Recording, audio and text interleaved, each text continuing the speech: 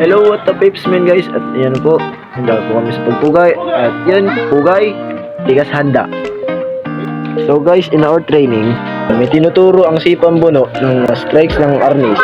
Ganito kasi ang ginagawa namin para masanay kami sa pagpalo gamit ng arnis para bumilis pa ang pwersa ng pagpalo.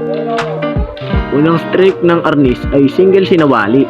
Siyempre, with just a stick of arnis. Nang ibig sabihin na isang stick lang. Siyempre, kaya nang nakikita nyo sa pagkalaw. Kung paano pumalo, 1, 2, 3, 4. Taas baba, then taas baba, pabalik. And then ulit-ulitin lang ito. Halos parang nababalik na rin yung braso mo sa posisyon na ito. At siyempre, aastigan mo pa ang moves nito. Sa pagpalo ng arnis, ginagamit namin ang kanang kamay, lalo na pwede rin ang kaliwa. Siyempre, para masanay, di ba? At paikot pa hanggang sa maulit ang moves na ito.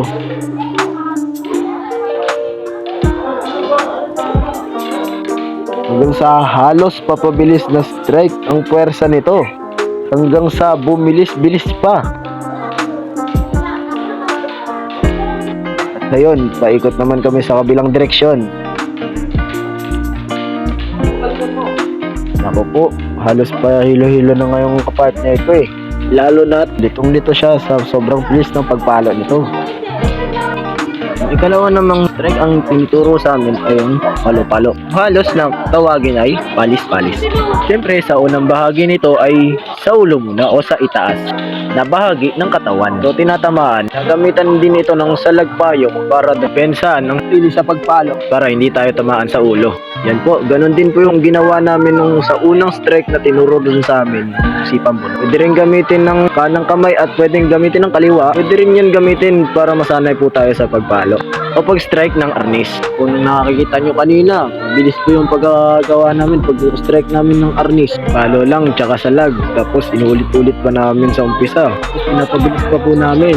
Kaya ganyan talaga yung pagkagawa namin pag-palo at pag-strike ng arnis. At syempre, unang bahagi pa lang yan ng palo-palo. Kaya lang halos parang pinapalo-palo namin yung isa't isa. Grabe, halos namamagana nga yung mga kamay namin eh. Pero mapalad pa rin kami at nagpapatuloy pa rin kami sa pagsasanay nito. At ang ikalawang bahagi naman ng palo-palo ay ang palo pagitna o palo pakatawan. Sa katawan muna tinatamaan. Pero may salag pakatawan din para hindi ka tamaan sa katawan. Ganun din ang ginagawa namin katulad ng unang bahagi para hindi rin kami tamaan sa katawan upang mabilis din masanay pagpalo at pag-strike ng arnis. Gayon din naman, kahit kanan o kaliwang kamay din naman ang pwedeng gamitin pang palo sa arnis para masanay din tayo. O pwede rin paikot habang binibilis-bilisan ang pag-strike ng arnis. Paano? Hindi ko na-capture yung pinakang combination niyang una at ikalawang bahagi ng strike ng arnis sa palo-palo. Upload ko na lang po yan sa susunod na video. Maraming salamat po and God bless.